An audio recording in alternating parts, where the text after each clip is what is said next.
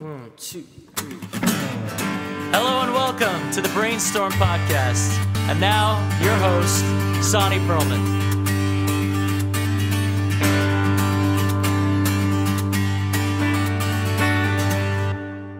Hey guys, this is a really cool episode with a really good friend of mine, JJ Rieder, who I worked with a long time ago. He's one of the first people I worked with in this field around 25 years ago. He has been a good friend and an awesome colleague for all that time. He's a social worker who's been working with families and couples and family work, and he's awesome. His insights are great. His humility is amazing, and he's a lovely, lovely person. And we had a great conversation. I hope you enjoyed it as much as I did. JJ, welcome. How you doing? How you doing? I'm enjoying myself. I love your place. It's so cool. I'm really enjoying the fact that your dog is hanging out on my lap, and we're totally chilling. It's so cool. She's a therapy dog. She seems to love you very much. Yes. Anyway, yeah. I do an intro later in terms of like your stuff, you know, social worky stuff. Although no one's a social worker, it's just psychotherapist. You're only social worker when you graduate. You get a diploma. I'm a social worker. Day two, psychotherapist. Right. And day 3 these days you have to be EFT, TBI, SLD. You know, trauma focused for 4-year-olds who live in the Northeast. We're getting in. Oh, wow. He's going in deep already. All right, let me just say how excited I am to have you. Because people ask me, like, who do you want to have on your podcast? And the answer is really my friends. But I also want people with a lot of knowledge and thoughts and ideas that people could benefit from the conversations. But the people I really love having on are my friends. And you've been my friend for like 25 years.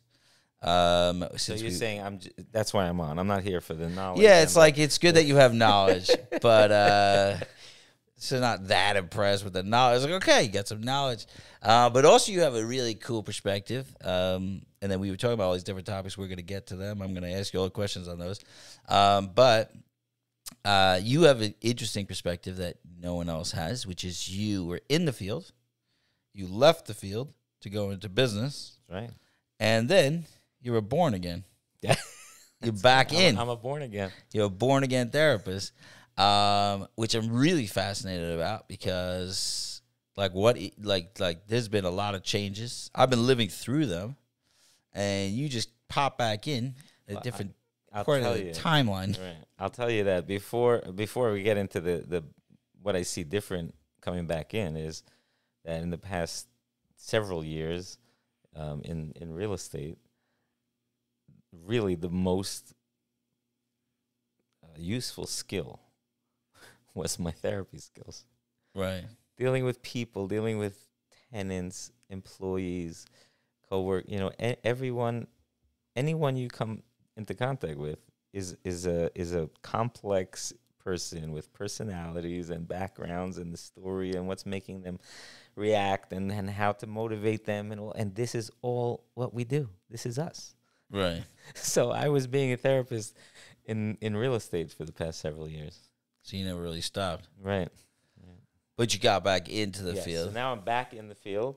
And what I noticed first, and we talked about this earlier, is that as I'm going through my, getting my license reinstated and doing the hours and hours of CEUs and talking to people and getting on the, this listserv and this group chat and all of that, you see how it used to be, hey, I got this family who needs therapy because, the kid had a traumatic thing or the parents are divorced and, they got remarried and we need a good therapist. Now it's like, anybody have a FTI therapist a trauma focused for 4-year-olds? I'm like, oh, whoa, where did I land? What's the story? Are we talking about humans? Right. Is this a person? Is this something? We're still dealing with the same world with families and children and what they go through and the pain and the suffering and the challenges and all that. But everything is very, very, it's almost intimidating. Like, you want to be able to say, oh, this sounds like a good couple for me, and it's in my area. I'm sure it would be great to work with them. But you're scared because they said specifically Gottman, focus, like, oh, okay. I mean, I know who Gottman is, but I'm just me. I'm not Gottman. Right. So it could be that this was going on when you left, but you were looking at it from younger eyes. Like you're coming in and this is like you're not so deeply in, so you're just looking at it a little bit from an outsider perspective. Right. Because what I've seen, and this has been always drove me crazy, is that we get these fads that EMDR is the number one type of thing. If you're not doing EMDR, you're an idiot. Right. And then before that, there was like psychodynamic therapy. If you didn't do psychodynamic, if you didn't do, the couples work has to be EFT, has to be. In the days of Gestalt therapy, if you weren't doing Gestalt, you were out of touch. Right. Yeah, so that's how it is. But the thing that always shocked me is how much we buy in. It's almost like styles, like clothes. Like if you wear bell bottoms now, you look like an idiot. Right. So if you're doing EMDR right now, like, you should be doing somatic. Okay, so you brought up the clothing analogy, so I'm going to say something. Because there is something that I call the tuxedo phenomenon. And that is that no matter what styles change, there's always something that's steady, right? This is consistent. And the tuxedo is that, right? The black tie event. So no matter what the style is, no matter what's going on in the world, no matter what the current fad is, if it's a black tie event, you're coming, everyone's dressed up, buttoned up in a tuxedo, right? At least on the men's side or what. And I think that's partly what I'm talking about, right? Because in therapy, so now there's the fad of, FSI or ISF, whatever it's called, right? Right. IFS. But there is the tuxedo phenomenon, and that is that you still need to have two people or a family or whoever it is, an individual coming in, sit down, be vulnerable. You have to empathize. You have to validate. You have to help them become aware. You have to help them understand their triggers. All of this that's still the same, and that never changes.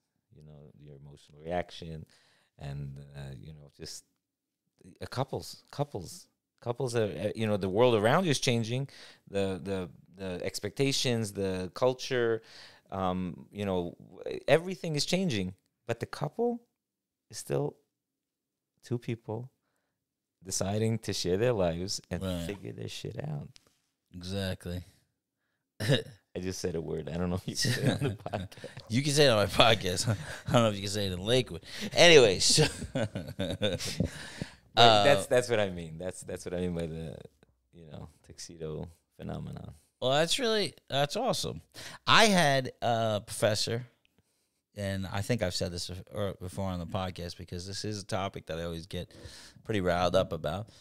Before the professor, I'm completely fascinated by every new approach. Or even if they're old approaches that are in style, I'm completely fascinated. Like IFS is fascinating. I love it. Somatic, awesome.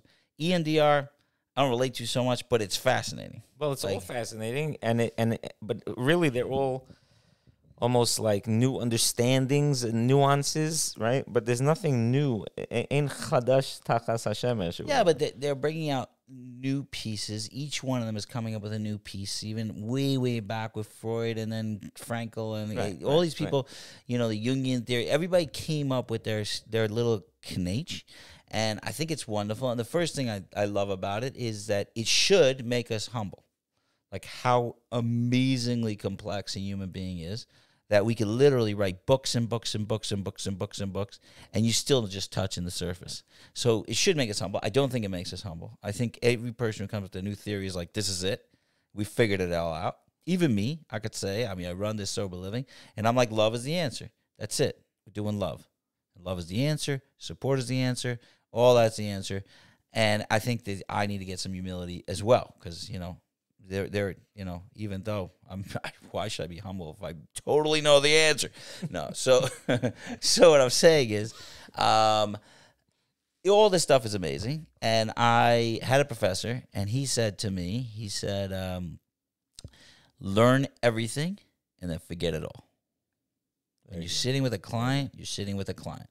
That's a human being, but have it all in your tool chest. It's all there. I was thinking about this on the way up here. Yeah. Because that's literally what it is. You need to be able to take it all in, learn from it, because all of this is really adding to our ability to understand. So some guy does a study, right? Let's say Gottman, he takes, couples, tons of couples, and he does studies, and he measures their answers, etc., and he comes up with a certain level of understanding that he could identify. So it doesn't mean that he has something that now I have to, change what I'm doing necessarily, but helps me understand, helps me be aware, and maybe gives me certain tools so that when I have people in my office, I can use that to help identify something, or even just use certain words that are now I'm able to understand that those words are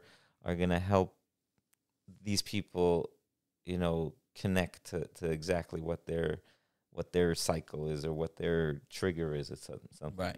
But it's not like you say. It's learn it, understand it, but then forget it in the sense of I'm still me, you're still Sonny, we're still doing us. Right. We're still being us. And the person you're seeing is them. Is them, exactly. Right. And the relationship seems to be a crucial part of the healing that's happening. I think if I came into a therapist's room and that person had a big sign up, right, or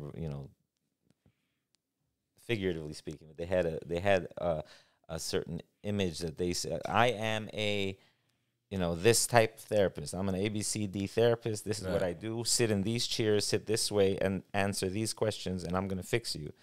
I would walk out. I mean, would you? Well, a lot of people like that. I'll sit there for one session. Okay, so this is just to see what happens. What's going on. But I need you to talk to me. I need you to hear me. I need you to understand me, right? I need you to understand why I'm here, why I'm here with my kid, why I'm here with my wife. What makes me feel good? What makes me feel bad? What makes me feel like accomplishing? What makes me feel like I don't want to do anything today? And why? And what does that do for my wife when I'm like that? And why when she says certain things? What, right? So this is very personal.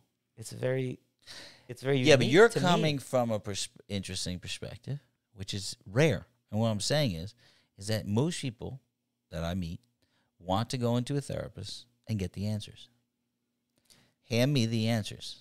Can I tell you, when two people come into I always say this. Yeah. I always say this.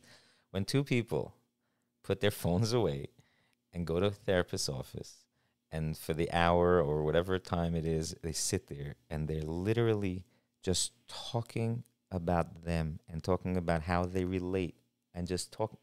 You could be, as a therapist, you could probably just sit there and just let them do the own talking. I mean, you have to guide it, but my point is that the actual just being there, just focusing on them and their relationship, that's half the work.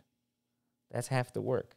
Yeah. So you say, well, they want to come in, they want to get the answer. My answer is you have to be doing work. You have to invest in your relationship. You have to understand your relationship, right? You have to realize what makes you react. You have to understand what makes your spouse react. This is why you're here, and that's the answer. So you're saying that, and that's right. I think you're right. But many, many people will seek out the person who's the best, who's all the answers, and they will walk in. And I think some of the therapists fall for this too, because they're like, "Oh, I am the best, and I do have all the answers," which, by the way, is not so hard. If you're a therapist for like 5 years, you know all the answers already. It's not that hard. The answer is not the problem. It's how to get there is the problem, right?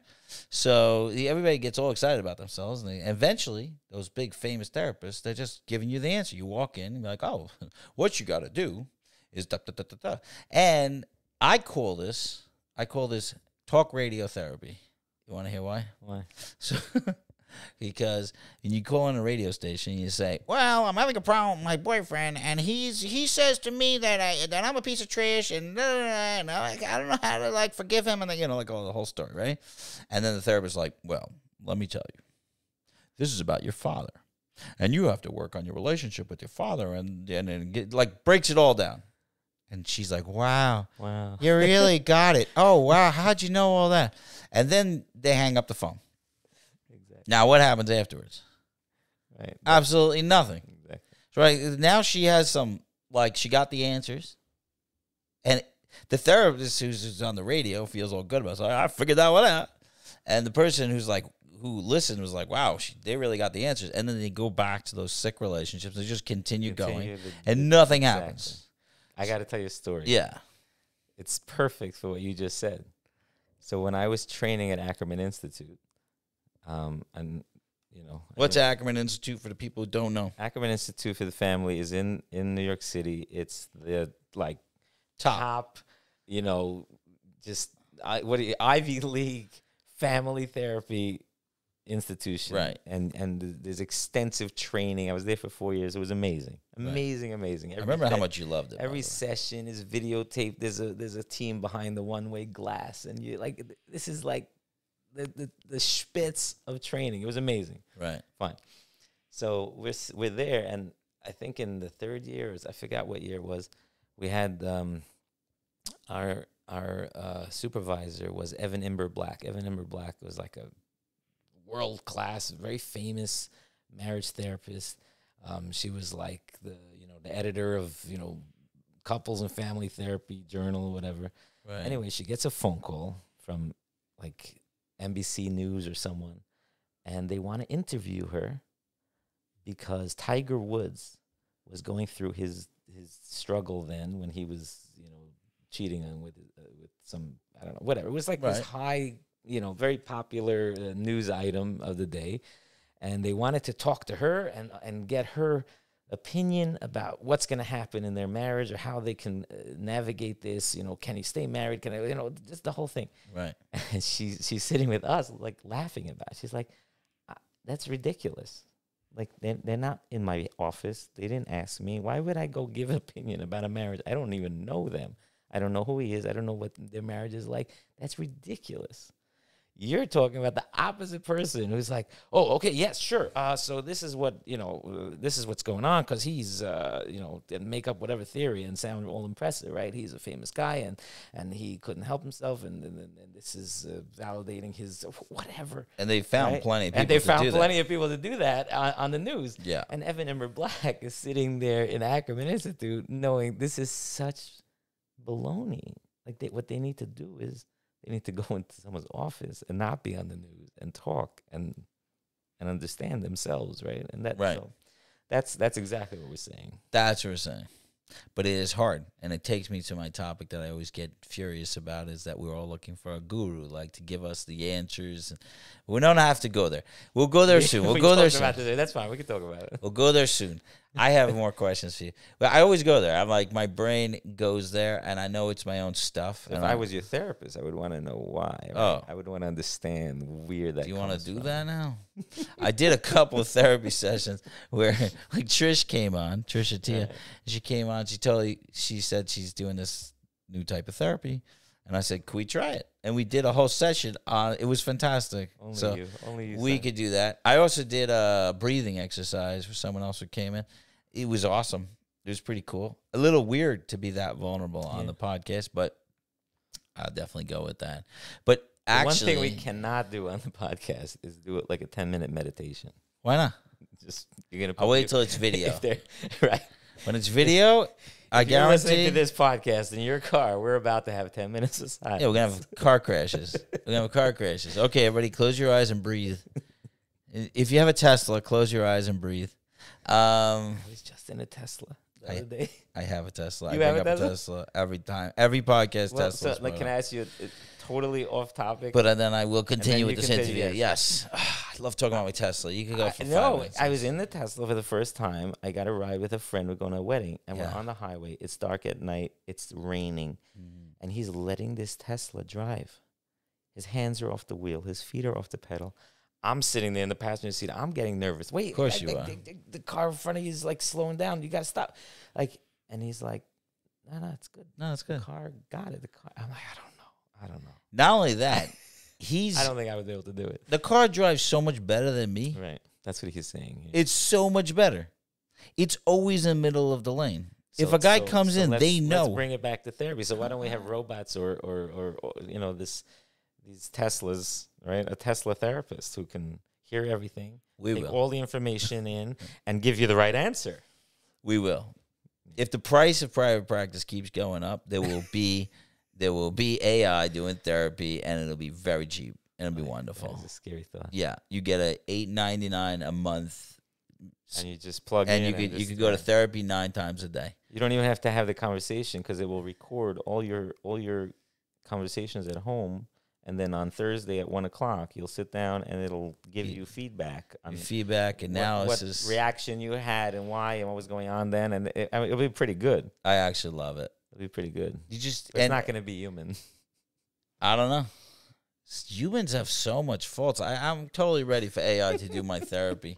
I'm completely ready. I'll be the first person to sign up. Let's go. All right. I took the off track. What? You took it off track. I'm bringing it back on track because you are the first really marriage and family therapist that I had on, I think. I really want to get my brother Ellie on, but he hasn't come on yet, which is annoying. Although, if he does come on like in the next week, this is going to be weird, but I'm trying to like stack all my siblings together because I'm celebrating a year of doing this podcast. So I got my 2 brothers so far. So he might skip you on the line. So this comment of not having Ellie on might Maybe be wrong. Ellie will have been on already. I called him today. I'm like, come on. Anyway, so Family first. family first. You bet, family first. I love it. But I never really have people who talk about marriage, and I feel very awkward about talking about marriage because I was just on another podcast, right? And with these other people called Mislabeled. I was on their podcast, so shout out to Mislabeled. I think the podcast is coming out today, actually, so we'll see how that came out. And they asked my brother, who the producer knew my brother, so my brother Shim, and they asked what should we be worried about, like just what should we say to your brother or whatever. They're trying to figure it out, and he said, don't worry, just talk to him. The guy, he doesn't stop talking. He loves talking. He can talk for 5 hours if you want. Just ask him questions. He'll be fine. But I will tell you that he will mention his Tesla and his wife. It's like a big joke, and it happens every time. I love that you brought up the Tesla. See that? That was so cool. No, I brought up the Tesla. Well, I'll bring up your wife, though. The meditation. Okay, we'll bring up my wife. Okay, you bring up my wife. But what I remember helping you prepare for your proposal to your wife. Yep. Yes, you were there. Oh my Yes. God. Yes, that was a beautiful proposal. Could you? Can you share that? I'll share the brief. And then I'll go on with what I'm saying. I mean, this was crazy. You inspired me. I mean, if my wife's listening, she's gonna be like, "How come this guy never did anything like that for me?" I do love my wife, but you had this creative, just passion. You went and bought a real suit of armor. No, I don't know where you. No, found it did. That's what I was planning on doing. I Wait, didn't do it. You had a plan. You had some kind of vision of how you're getting that. The suit of armor was a plan. And then we met in your in-laws' house. My mother-in-law's mother-in-law's house. Yes. And we sat there for, I don't know, a while with rented huge helium tanks. Huge helium tanks that we got from some guy. Italian mafia guy. Yeah, exactly. Oh, and my God. God. And we blew up hundreds of balloons. Right. So that the entire room will be full, floor to ceiling, wall to wall, with balloons. And that you're going to be in the middle of this cloud of balloons, right. and she's gonna come in. And They were all white. it was Remember so that? cool. It was so hundreds and hundreds of balloons. It was amazing. And you got the idea. You said you got the idea from the movie Patch Adams. Holy Robin Williams, cow. yeah. Mhm. Dude, that's a great memory. I do. I remember this stuff. You know what the funniest thing about that? Because we were young and also poor. So it was two things. It was a there. long time ago. Right. I didn't even think about, because we had two things. We had to fill the ceiling with like layers and layers. Yeah. It had to be like 4 or 5 layers, which we didn't realize was going to take like 1,000 balloons, man, a crazy amount. And then I wanted the floor also, but if you put helium and they fly to the ceiling. Right. So we needed to get it out. Right. I didn't even think of an air machine, which you plug in, probably cost you like $12. Right. We blew up with our mouths hundreds of balloons. Yeah, you were involved in the whole thing. Yeah. But I only did it because I really loved you. I mean, you were a good friend. Like, I would not do that for anyone. For anyone. Even for money. I don't know how I could have paid you enough for that. And then I put like a fan. You remember I put a fan so I could make a little place where I could stand, and she would have to walk through all the balloons. And then I proposed. You wanted to have candles in there. I remember telling you, I don't think you can do that. We did candles. Helium is flammable, but maybe I was wrong. Yeah, but we did it anyway. I think, as far as I remember. But it was gorgeous. It was gorgeous and very sweet. Yeah, very sweet. You were involved. Yeah. So anyway, the thing I'm excited about is that I'm always thank the good Lord. I'm one of the few people I know who is still pretty sickeningly, madly in love with his wife, and even though it's hard for me, I admit it all the time. What I mean by it's hard for me is that people don't want to hear it, or they do. I'm not sure, but I feel uncomfortable. That it's hard, or that no, it's hard when I say like I love my wife. She's just the best that ever happened to me, and I can't live without her. Right? So I know there's certain people that are like, stop flaunting it in my face, stop, and I'm like, this is my whole life. Like, she is my everything. And then like we got to analyze this codependency is not, but it's like I'm nothing with like. So here's this. I'm going to do this for the sake of people who might be listening to this, right? Who might be very curious about. Okay, so what does that mean? First of all, what does that mean that you're married, 25 years or whatever it is, and you still love your wife? And how do you do that? Or thinking, well, yeah, why does it annoy other people when you talk about that? And I think the true answer is that they know, people instinctively know, that when they hear someone like you say that, and they know you're married for a long time, they know that it's possible and that they're failing at it. It's possible to work hard enough and to be, devoted enough and put in the time and the effort and the literally, blood, sweat, and tears, right? Because you're right. You know it. Yeah. There's no. That's how we get here. It's so hard. It's so hard. I'm married 22 years. It's very, very hard work. It's hard work. And thank God, we have a beautiful marriage that I'm so proud of, right? But it's so hard. It's hard work. Yeah. And that's what people are uncomfortable with. That's my initial reaction to what you're saying. Okay. But also that should give them like hope. Well, I think give them think hope? People have, it's so hard and people don't know where to start that it makes them hopeless, maybe. Okay, so let me ask a question. If you tell me, JJ, you love guitar so much. So just look, I picked up a guitar and now 8 years later I'm playing guitar, whatever, right? I'm making it up. So why don't you do it? Because it's so overwhelming to me. It's so I feel so inadequate and so lost when it comes to even imagining how to be as good as that, right? Or as good as a friend of mine who plays great, that I can't even begin.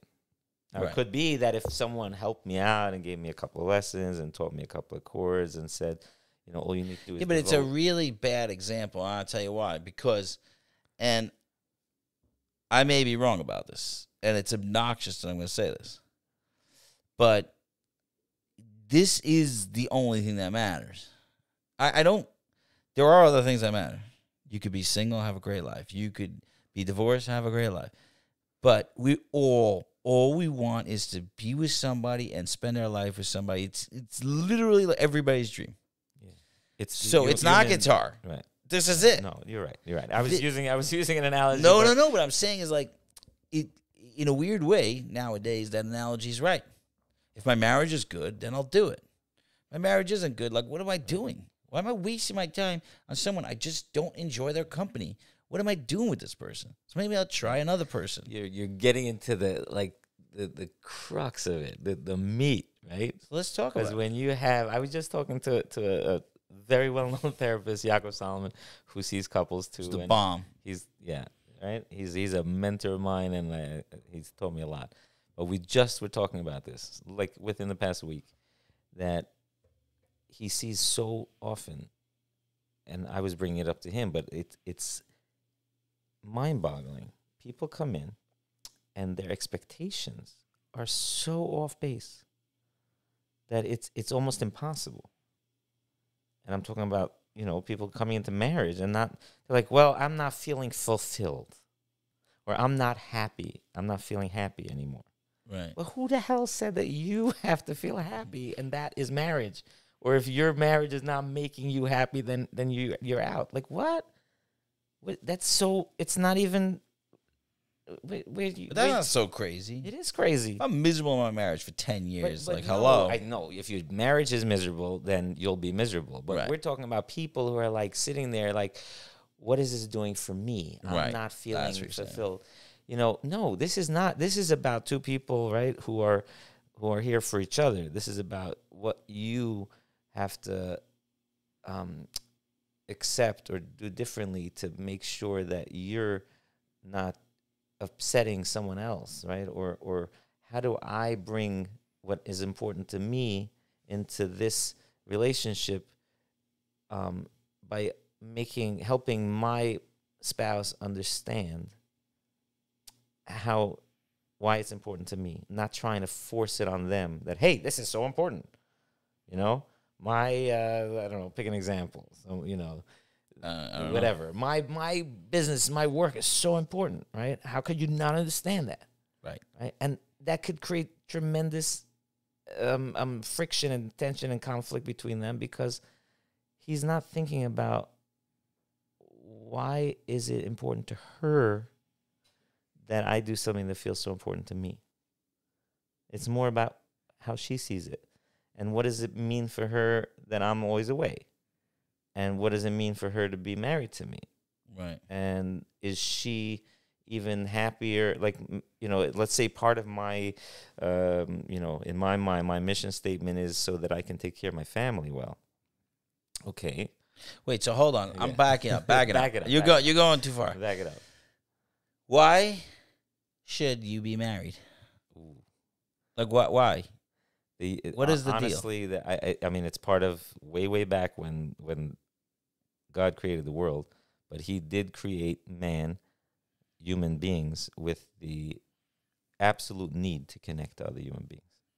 And the ultimate connection that that marriage is that ultimate connection. It's two people that does connect it have to the to way be and they a build monogamous, like a long-term relationship, or could it just be like I have deep relationships with people? What I'm saying is I feel like there's all kinds.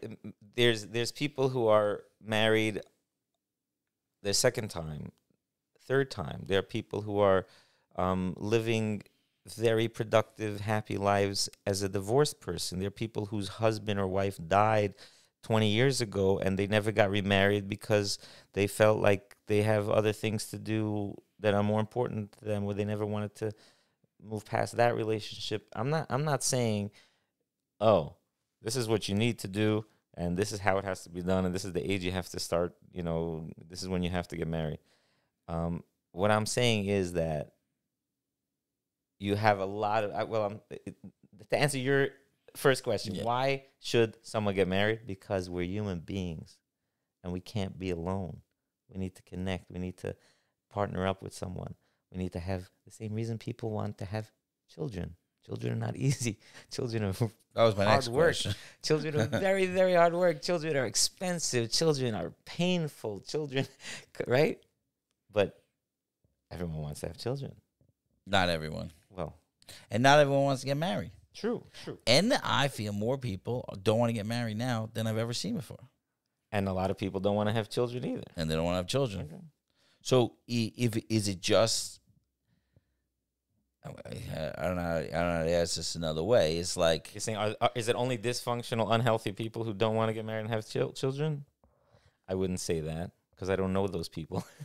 no, I know. But if an individual came into my life, into my office, and said, we don't want to have children, right? It's a good example. A couple comes in, says, we don't want to have children. Right. Okay. Why? Let's talk about that. Why are you here? What do you want to talk about? What's your understand? Is this a conflict? Is this something you both agree on? What's the reasoning behind it? Why do you feel like this is a problem for you that you don't want to have kids? Like, I'm not your judge or your rabbi or anything. So why are you here? And who knows? Maybe they both had trauma as a child, and they want to just spend their life helping other people and not bring. I don't know. I mean, who knows? Right. It's going to be up to those people to figure that out. But I like in the past, it was you needed to be married. Forget about the emotional thing. Culturally, right? Status wise, forget about status. I mean, if you were a woman, and literally until about 200 years ago, if you didn't have a man to protect you, you would be in trouble. Yep. And if you were a man and you'd like to have offspring, you'd have to be married. Like, that's your move. Like, if you'd like to carry on.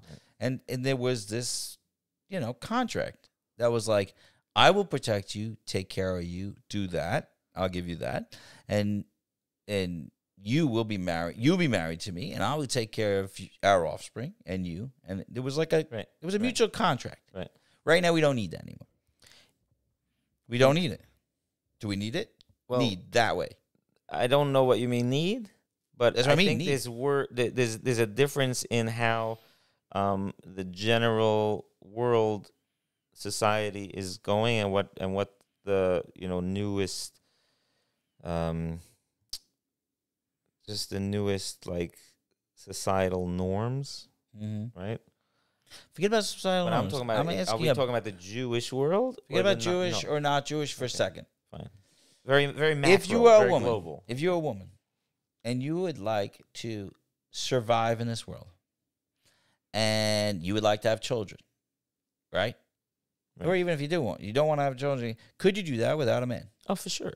So it's not absolutely physically necessary to be married. On a practical level, 100%. Right. So now we're like on a higher level on the Maslow hierarchy of needs. We don't need it for safety and security and this and that. We're moving up, right? So now we're on the next level, or maybe even like self-actualization level. Like so what I propose this idea that because that first level is gone, that's why divorce exists. Meaning, like, that's what helps us all stay together because we had to. And there was a lot of terrible marriages, and you figured out how to work it out because you didn't. You died, or you had no kids, or you had no woman by your side. So there were a lot of marriages on a practical level, just survival, practicality. It wasn't even like in the culture that you get divorced because this is what you needed to do. Correct.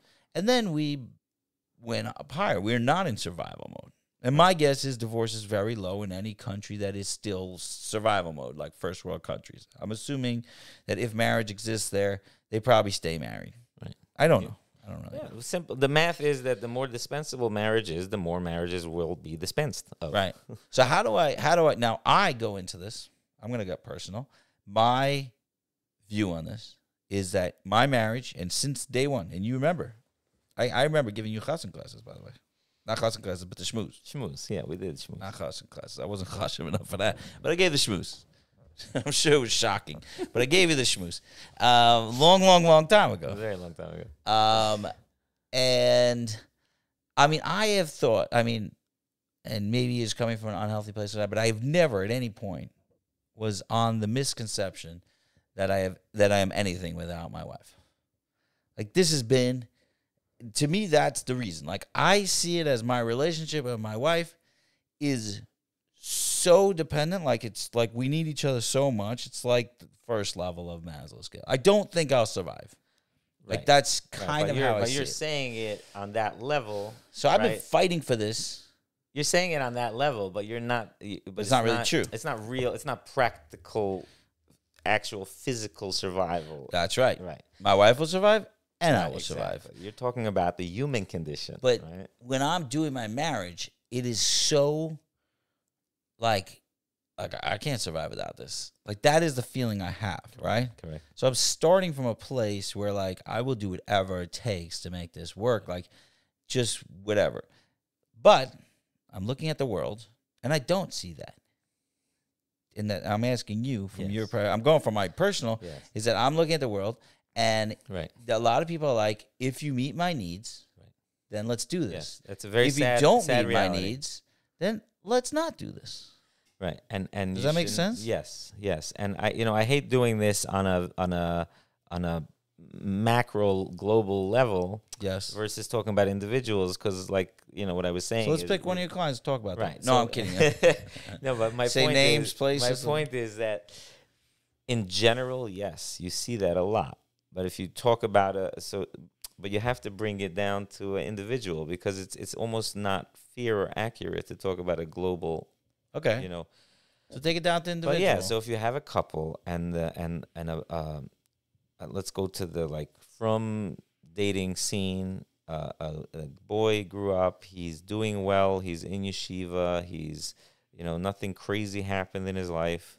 Okay, he's dealing with what we'll call normative, functional, right? Some dysfunctionality. Right. A unicorn. Yeah, right. No, I'm kidding. Then Okay, go Then on. a girl who went through, regular school system in a healthy community, intact family, whatever. Okay, Right. and they all have their little baggage, their little stories and personalities that are just they're individuals, unique individuals. They get married. Okay, they Right. get married because this is the point of setting it up this way is just to show it's just because the system and the trajectory of their lives were predetermined. Let's say, Right. okay, this is what you're going to do. You're going to be 23. Cultural he's gonna be expectations. 19, 20. Cultural expectations. Right. Okay, and they get married. Now, for those two people, because and at no fault of their own, and they're not bad for any reason, and nor is any of the people in their system bad for this. Okay, no one did anything wrong, but just the nature of the beast is that now these two people coming into this marriage really are clueless.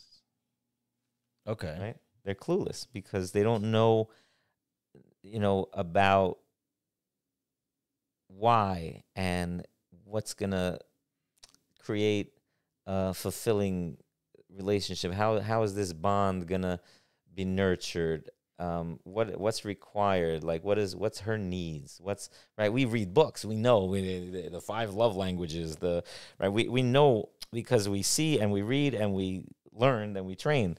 But people coming in, they're young kids getting married. They don't really know. So all of a sudden, let's get a little more, down to details. So let's say you have. This is a case that I had, right? So young couple, regular. I keep saying regular, but only I'm talking about in that world that I'm referring to, and they were having some issues in their bedroom because every time he tried to touch her in an intimate way, she had a very strong reaction, and it was jarring to him. Right. Obviously, it was very hard for them to talk about it. They really avoided it for lack of just. They don't have the tools to do that. And of course, then you have the fear: what's going on? Is something wrong with me? Is something wrong with her? Is something, Right. And it took a while for them to figure out that something did happen to her. Not a terrible trauma or nothing. She wasn't, God forbid, raped or anything, but something did happen to her way back when she was a young girl, and it had this automatic trigger for her. And these things happen all the time.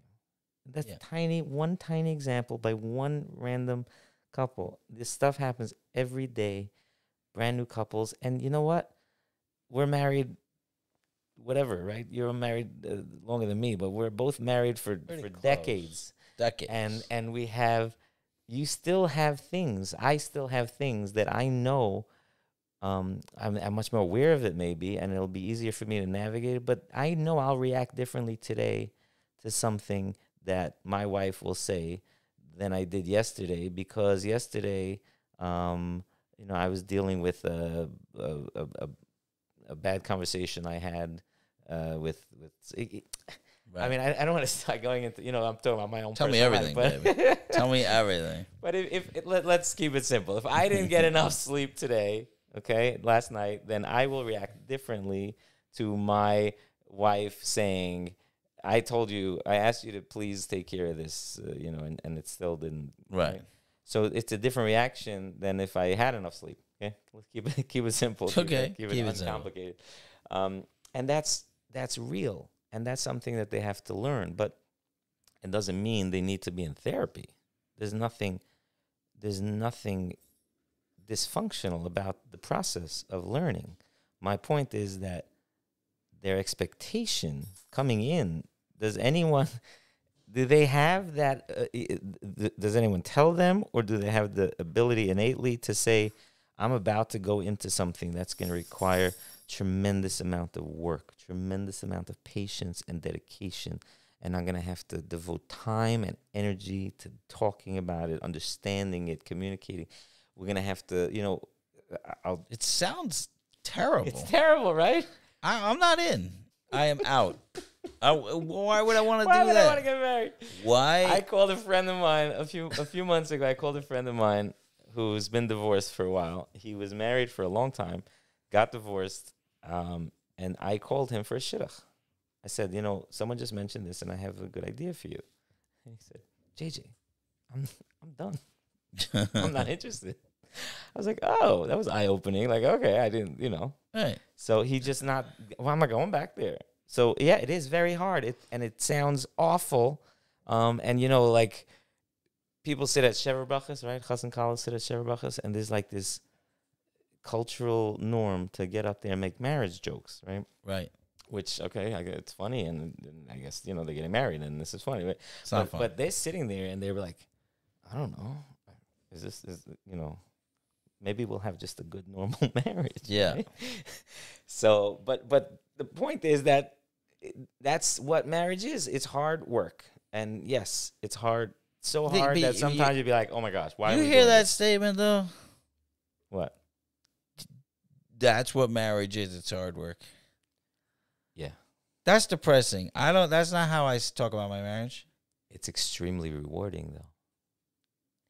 If I would, okay, but then that has to be part of the conversation. How what hard, I'm saying is, when you talk to a hockey player, yeah, and they're talking to you about their goals to get to the Stanley Cup, yeah, when you talk to them, most of the things they're going to talk about is the hard work, how hard they train and how hard they work every day, and how many practices and how much better they have to get, and how hard it sounds terrible. And then they have to get, treated because of how sore and exhausted they are after every practice and every game.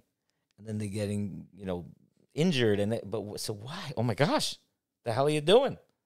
Right? Stop. It's so hard. It sounds miserable. It does sound miserable. Right? But as soon as you realize this person is passionate about the game and loves it and dreams of accomplishing and getting to the Stanley Cup or whatever, that is why they do it. That's what drives them. And if you say, you know what, I don't need the reward, I won't put in the work, well, then you're going to be very depressed, because you're going to be a human being that's not driven, that's not motivated, that's not passionate, and not working hard, and not having that struggle and challenge and pain and misery that comes along with life being being lived. So. But so if you took this allegory with the Stanley Cup, why are you laughing? I think this is funny. It's me and you talking, but all of a sudden it's recorded. It's recorded. It's a real question. I just wanted to be me and you. It's just me and you, son. Hey. Okay. Well, here's the deal. I figured out why my marriage is awesome. It's because I like my wife. Not because I love my wife. Everybody loves their wife. That's easy schmeezy. I really like her. We've been friends forever. Like, we were friends before. And, like, when I think of a good night out, I think it's not like, what am I going to do with my wife? We, at this point, don't love doing the same things. I don't even care. We'll binge watch a show together. No problem. And sometimes it's a show I'm not interested in.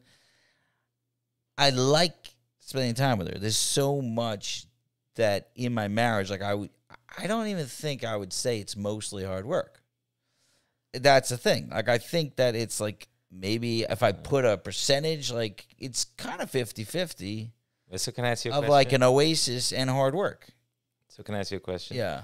So you're actually feeding into my analogy. Okay. Because you are saying that statement, that how amazing your marriage is and you want to spend time. And if you think about a great time to spend, just I want to go out, I want to have a good time. You're thinking about, well, I want to spend it with my wife. Even if, this is your words, even if it's not what I enjoy doing. Yeah. Why? Because Sonny Perlman is a very fine-tuned, self-aware, and very mature. No, very mature person, right? Because you have worked on yourself to realize what's gonna make me feel so good inside, right? So some people are still up to the like, well, I need to go out on a jet ski at 100 miles an hour to get my thrill, Right. But if you can develop your mind and your emotions and your self-awareness to realize that you get more pleasure, right, by having a good, positive connection with your wife, right, or your child, even if it means just sitting on the couch sipping coffee, but that feeling, that connection, that, right, is much more valuable to me than you'll think of doing that instead of going on the jet ski. But most people, Sonny, are not on your level. They're just not on your level. Why not? Because they don't have that. You worked on yourself. You've come from.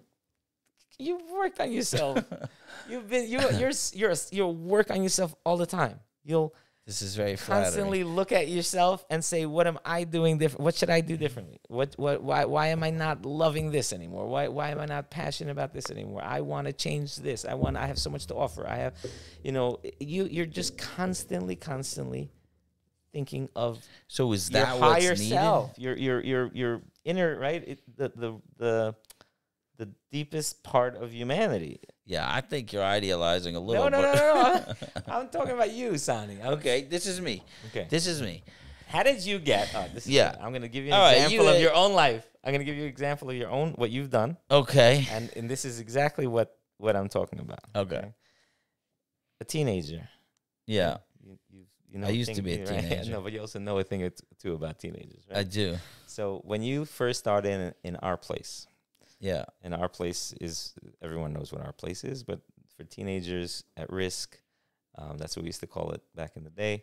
And you were there in the basement Now we call them Nebuch at risk. They don't have good families. What does the teenager want to do? Back then, let's talk about 25 years ago. Okay. When I used to come visit you at our place in the basement on Avenue M. What does the teenager want to do? What did we think? What did I think a teenager wanted to do?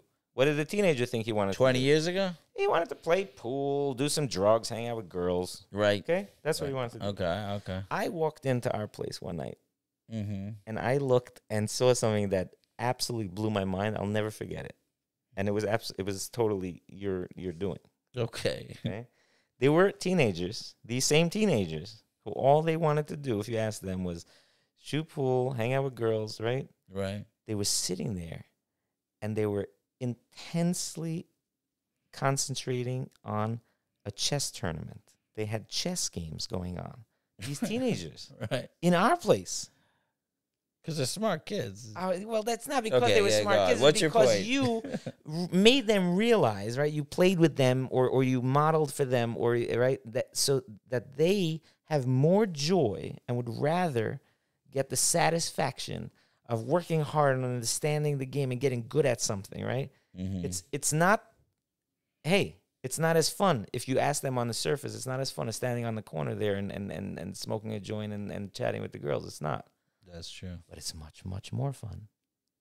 It's much more fun. They're having a much better time in the chess tournament because they reached a higher level of functioning. That's a high level. Okay, I got you. I got you.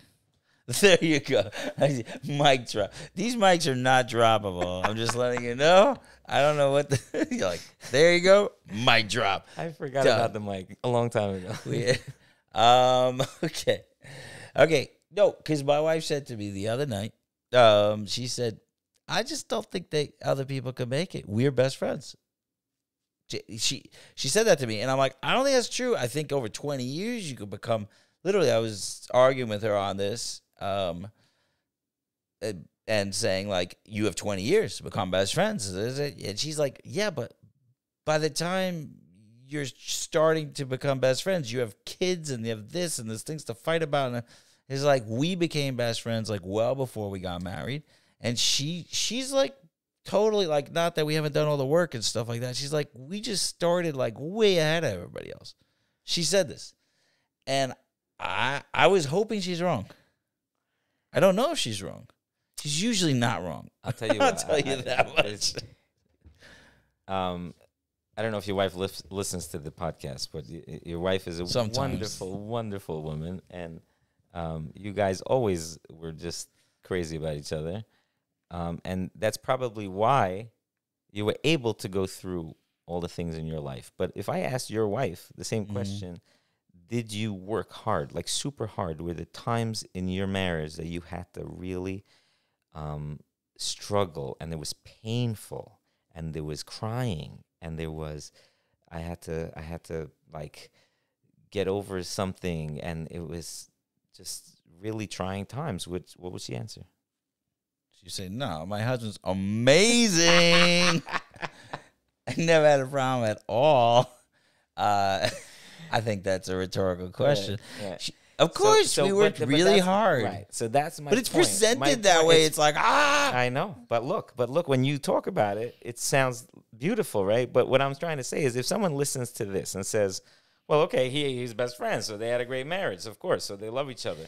I don't feel that, so that's why I can't do this. My point. That's what my wife was saying. Right, but in that sense, okay, she's wrong. Yeah, you hear that? You can't say that. I got a professional on my side.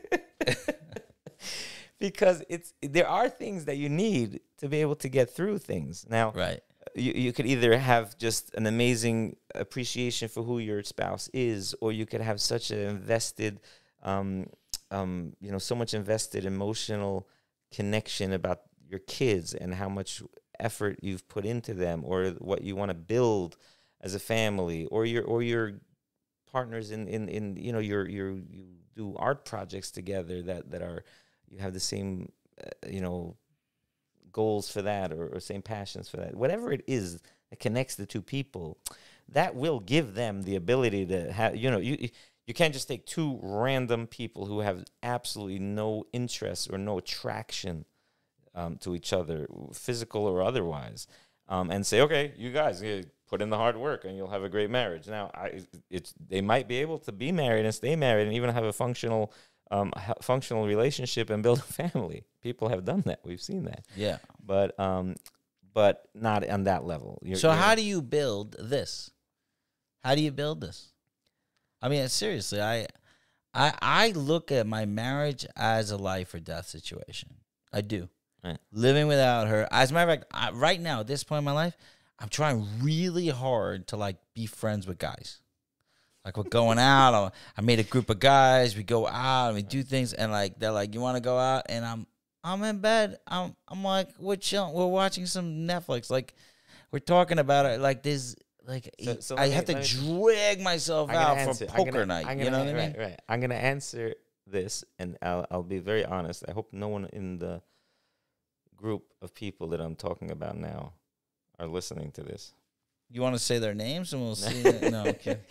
But I'll try to be vague, okay? But let's be as vague as possible. Right? I was involved, or I am part of a group of friends, right? Good friends, close friends, and we have a great time together.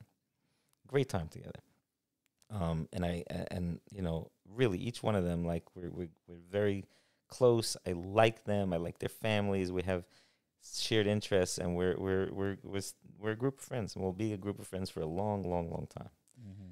But recently there was a trip that was planned, Mm-hmm. and it was a big trip, and it's going to be a lot of fun. I love how hard this is for Okay? you. A lot of You're fun, right? I'm trying to, but a lot of fun with. It's like a once in a lifetime opportunity, Right. Okay, and I realized something, that even though on the surface, it's much more fun than anything that I will be doing at home, or anything Mhm. that I'll be doing if I went to you know, on a trip with my wife, or take my kids out to, you know, it just on a surface level. If you looked at it on just a you know, what are you guys gonna do? Oh my gosh, you're going to safari, good. a safari in South Africa, and It's you're not gonna safari. whatever, right? Obviously, Okay. and you're going, and you're gonna have, you know, some 5-star chef cooking you meals, and It's you're gonna be awesome. It's gonna be awesome. Yeah. It's gonna be awesome. How could you say that you'd rather be home? How could you say you'd rather spend time with your wife? How could you say you would rather do freaking homework with your daughter No, I've never than read be homework. at that safari with that 5-star chef? How What? can you say that? Wait a minute. You're asking me that question? I know. I'm saying To you. to me, right? How could I say that? How could, right? Is that real? And the answer is yes. It is, because I feel much better within myself. I feel much more satisfied. It's crazy, right? You think I'm nuts. I don't think you're nuts. I feel much more satisfied sitting with my daughter and doing her homework with her and bonding and having that time and like creating that moment Mhm. than I do with the 5-star chef in the safari with the, you know, a choir of people singing with me. And you got that from what? How did I get to there? Yeah. How do you get there? That's the hard work. That's the hard work. It's hard work. What do you mean hard work? Okay, good. I'm glad you asked that, because we keep saying hard work. What's the hard work? It's So terrifying. I'll give you an example. I've been doing it. I don't want to do it. Right. And you don't want to even say what it is, right? What? Why hard work? Can't we just have a good time? Yeah. Yeah. What's the hard work? Okay, so should we give a hard example or an easy example? I don't know. This all sounds hard to me. Let's say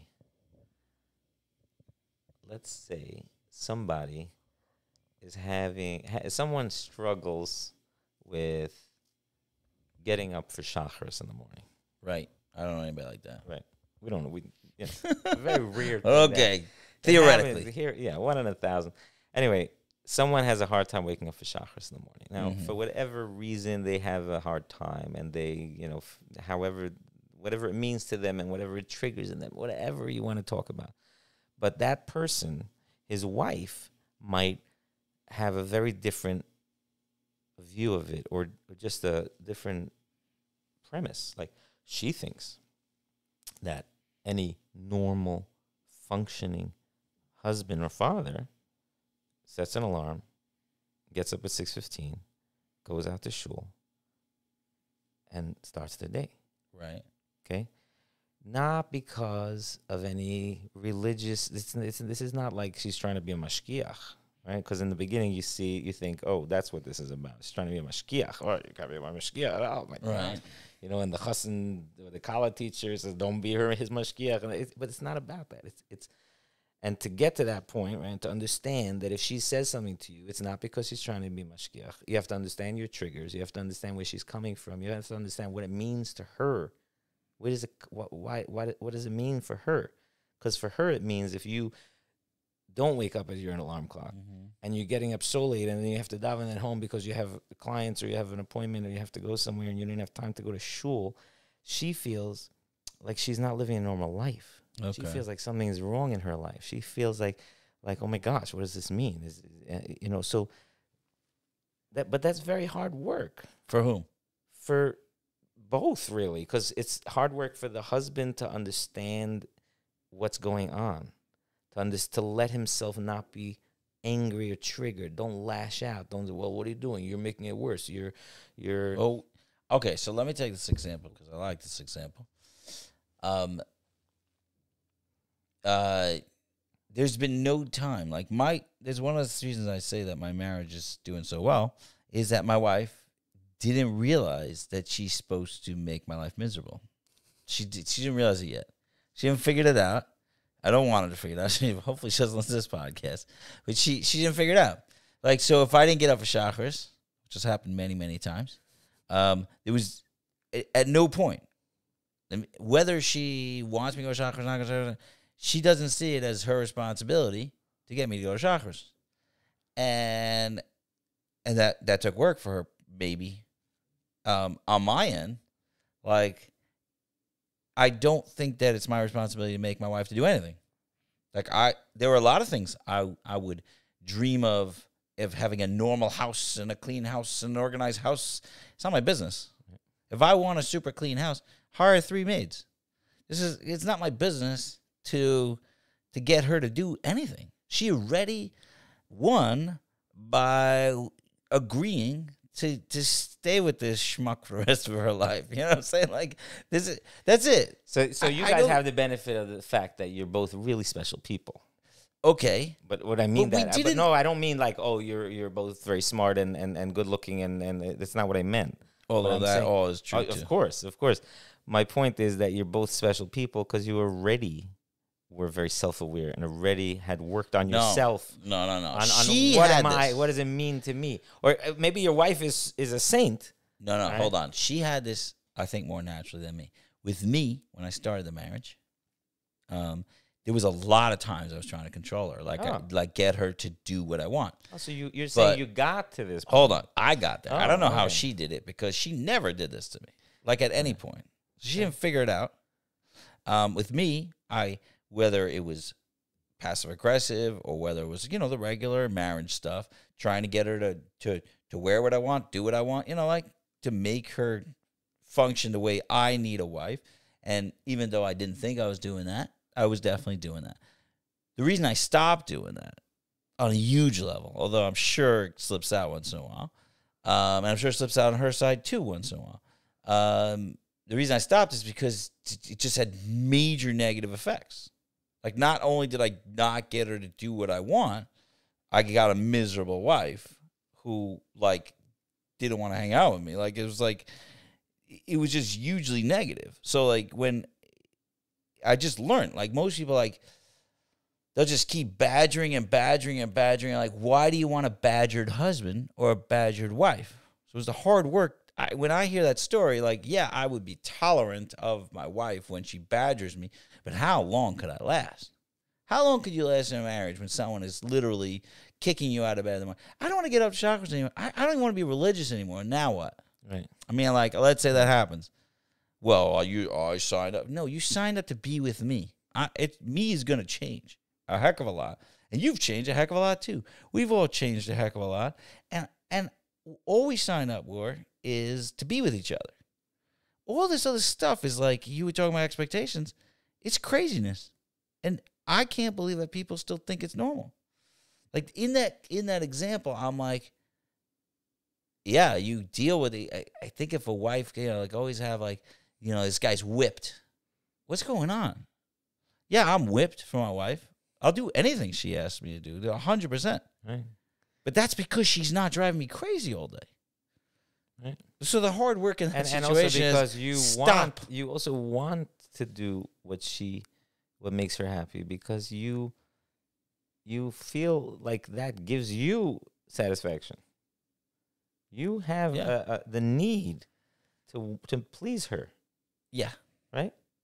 I want to show her that I love her, exactly. And I want to do that.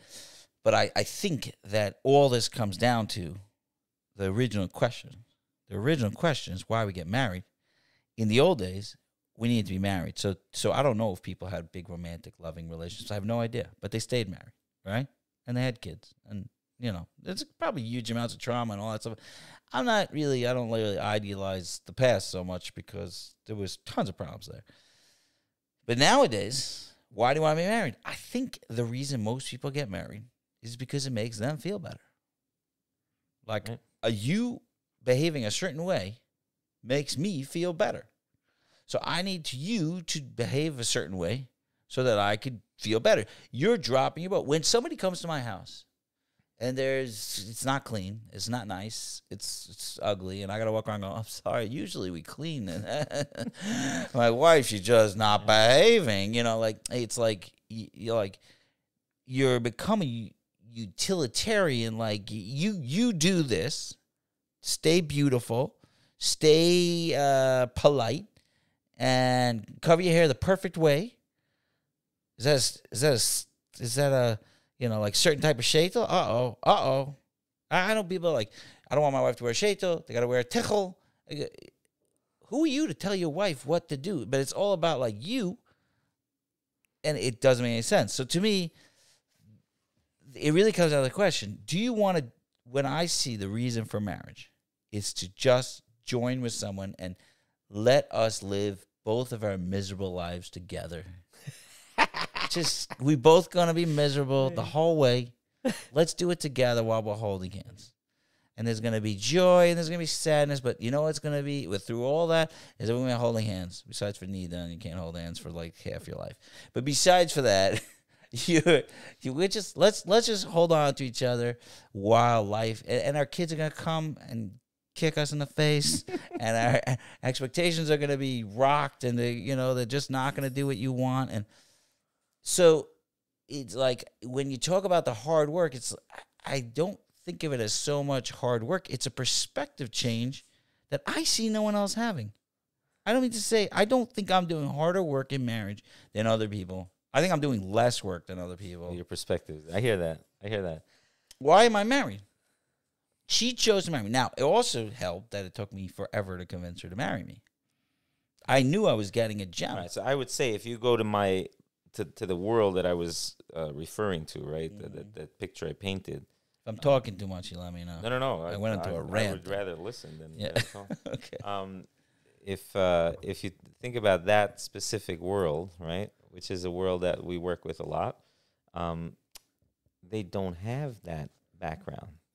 They don't have that, like, oh, I worked so hard to get her to marry me. I fell in love with her. I hate using that phrase, but I fell in love with her. I always just was enthralled by her, and I pursued her, and I tried to impress her, and all of this kind of stuff.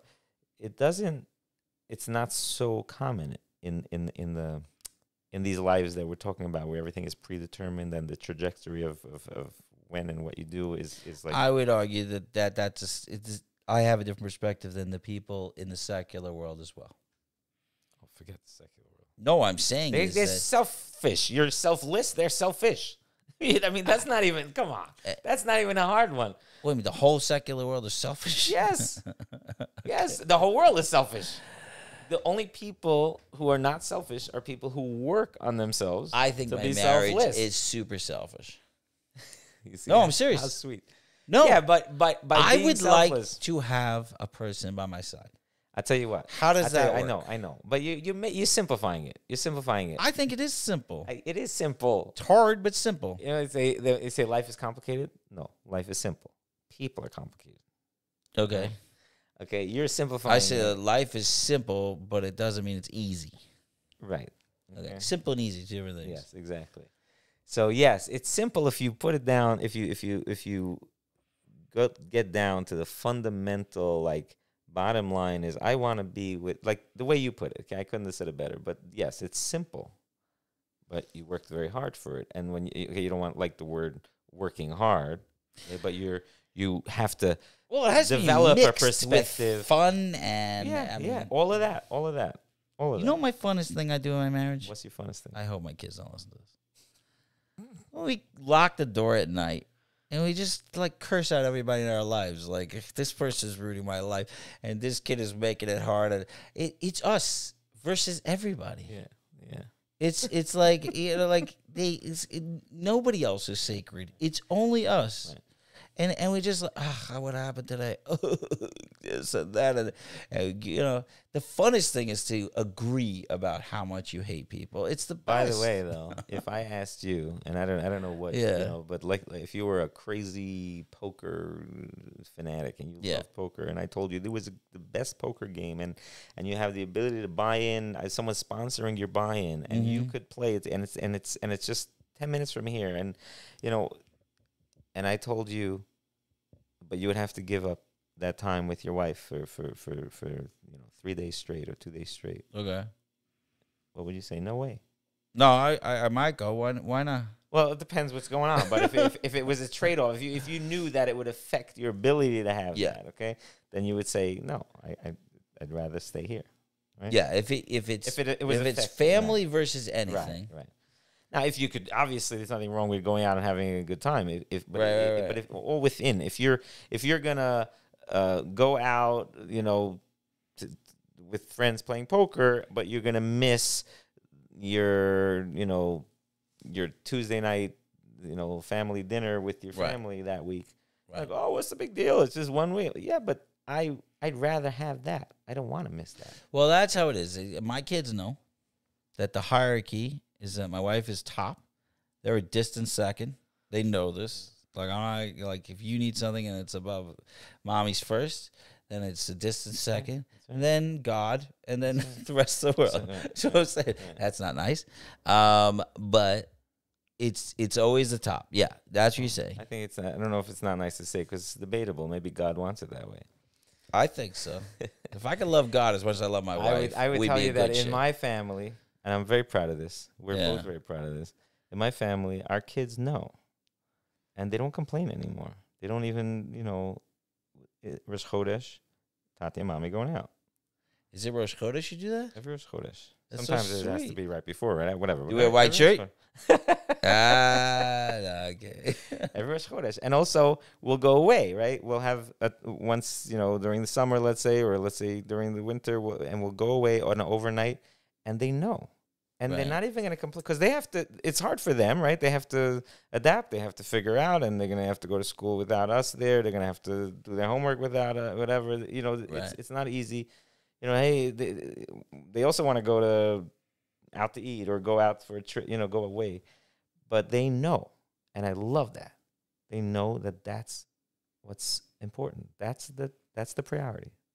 The priority is Tati and Mommy, being Tati and Mommy, and that's life. And they're gonna see that, and they're gonna learn it, and they're gonna internalize it, and hopefully they'll have healthier marriages in their lives. And that's awesome. I wish that marriage was pitched like that. You know what I'm saying? Is you said I'm coming, oh, this is gonna be miserable. It's hard work. I'm like, no, we get to go away. Okay. I get to hang out. It's wild. We do. It's hilarious. We do. She took me out for my birthday, my wife, and she knows I like fishing. She hates fishing. And she was doing some needlepoint stuff. She got into this needlepoint. So we went on a date on our 40th birthday. And on my 40th birthday, and she said, bring all your fishing stuff. And then I brought all my fishing stuff. And we went to this park that has fishing. And she did needlepoint while I did fishing. We weren't even doing the same thing. We were just hanging out with each other. And I was like, that's marriage. This is wonderful. Yeah. I get to do my thing. She's doing her thing. We're doing it together. It was super fun. I think we're missing something here. I think there's a depressing I tell you something. This is funny. Yeah. It's reminding me. It's reminding me of a little episode of when I was a little kid. I was getting a ride with a couple. I don't remember who. I don't remember. I think we were probably coming back from my grandmother's house from Shabbos or whatever. But I was in the back seat, and there was a couple in front. And I have no idea how old I was, but I couldn't have been older than 11, 12 years old. And the couple was arguing, and he was going. I guess it was Matzah Shabbos. So he was saying he wanted to play golf tomorrow. Mm-hmm. She wanted to go shopping. Mm-hmm. They're arguing, and I can't remember the whole thing, but I do remember that one of them looked at me, I was, they're giving me a ride. I guess they were family friends or something. And he looks at me, he's like, what do you think? Right? So I said, I think you should go shopping with her and he should go golfing with you. I don't look for what you want to do on your own and do your own thing. And I need this to be for me. Realize that your job or what you set out to, your mission here that you chose, right, is to figure out how to get closer and more connected to this person. So no, I want to play golf. That's not about it. Figure out why she wants to go shopping and what she wants from you. Maybe she wants to walk through the mall with you because she wants your company. Now, maybe it means giving up the golf game, or maybe it means figuring out how you're going to play golf when you already spend time with her, or maybe she's going to be. I don't know. I mean, you have to be creative, right? But you need to realize that, right? That's becoming aware of one second. What am I trying to do? Why am I trying to do what I want instead of figuring out what I really want? Yeah. Okay. We're way over time. And this has been super fun. Usually I ask, like, what's your, like, message? If you, like, you have a platform here. Hundreds and hundreds of people listening to this. Possibly thousands. Matters how good the episode is. I would say that because we're talking about marriage and marriage therapy and all of that, I would say that don't be scared of trying to go into a marriage therapist to help your marriage. Don't think, oh my gosh, this means we have problems. No, you have problems when you can't figure it out. Then you have problems, right? The people who have the biggest problems are people who never tried to change or fix or make things better. So don't be scared of trying to make things better by asking for help and going to a therapist or a friend or someone who you could trust and talk to them. That's awesome. And if you made it this far into the podcast. JJ has where's your private practice? My office is in Howell. In Howell. Yeah. If you're listening to this Howell's podcast, fake by the Lakewood. way, and you got through to this point, then you're going to be a great client. That's true. Yeah. I mean, didn't roll your eyes at Sonny Perlman's annoying marriage. Be a great client, and if both of you come to an agreement to go into therapy and get fix your stuff, fix your marriage, make it better, then you're both gonna be good clients, because that's half the battle. Right. That's half the battle. Well, I will say this thing that I said the other day, and I think I got to get off the marriage topic because I think I'm annoying about it. But if I would say a message, and this is not what I'm supposed to do. You're supposed to. You're the guest. But my message is that, and I think I said this before, is that you already won. Meaning you already did what everybody wants. You have a person. Now, how do you deal with your winnings? It's like the lottery. Everybody. Like, when you win the lottery, usually it's hard to win the lottery, right? How do you keep that money? No one keeps it, right? It's really hard to win the lottery. You already won. I like that analogy. So now what do you do with your winnings? I feel like people have to look at their spouse like, I won. This is it. Now you have to. This is what every single person wants. Very good. I got this. Very good. So now how do I keep it, make it great? Beautiful. I love that analogy. You like literally, you have a wife, you have kids, or whatever, right? Right. And you're struggling, and it's miserable, and the pain, and it's just right. But like, wait, change your perspective. You have it all. You have the wife. You have the kids. You have the health, whatever. So, okay, figure out how to make it work for you. How do you enjoy your winnings? How do you enjoy it? I don't want to make it work for you. Right. How do you enjoy it? The ultimate, real enjoyment. The real enjoyment. How do you get to enjoy the winnings? Like Sonny sitting with his wife, and he's fishing, and she's needle pointing, and that bliss, right? That feeling of like. I don't think it's ever bliss, but sounds like bliss. That was pretty awesome. But even if everything else is going wrong in your life, like, you're doing it with somebody. That's crazy. I actually asked my brother on my podcast. I have a single brother, Shim, and I just did a podcast with him. And I asked him, like, do you get annoyed when you hear, like, married people complain? Like what are you complaining about? You got a person. Question. I love he that. totally doesn't get annoyed. He's like, Right. people I have love that. problems. I love that. But in a way, like if you're sitting there trying so hard to find a partner, and then you now have a partner. Now, some partners suck, but I do think that most partners, and that's your key thing, is so important. Stop trying to make your spouse something better for you. Stop it. Like, you married a guy, you're gonna have to let them try. It's Your point is so good. If you think about people who don't have kids, right? They'll look at who want to have kids. Yeah. And they look at people who have kids, and they hear people complaining, right? Oh, my kid did this, or I was up all night, or my kid got into trouble here, or the school called about my kid, right? These people who desperately want to have children, they look at that like, what? You won the lotto. You won, and you're complaining about the millions because it's a pain in the neck. Yeah. It's a great. That's a great way to end. That is a great way to end. Okay. I love you, man. And you're gonna send me all the stuff. It'll be in the comments. All your information. I'll get in touch with you. All right. This was a lot of fun. This was great, son. Thank you for this day that I've been given. Thank you. Thank you. Thank you for this chance. Thank you for this chance to live anew.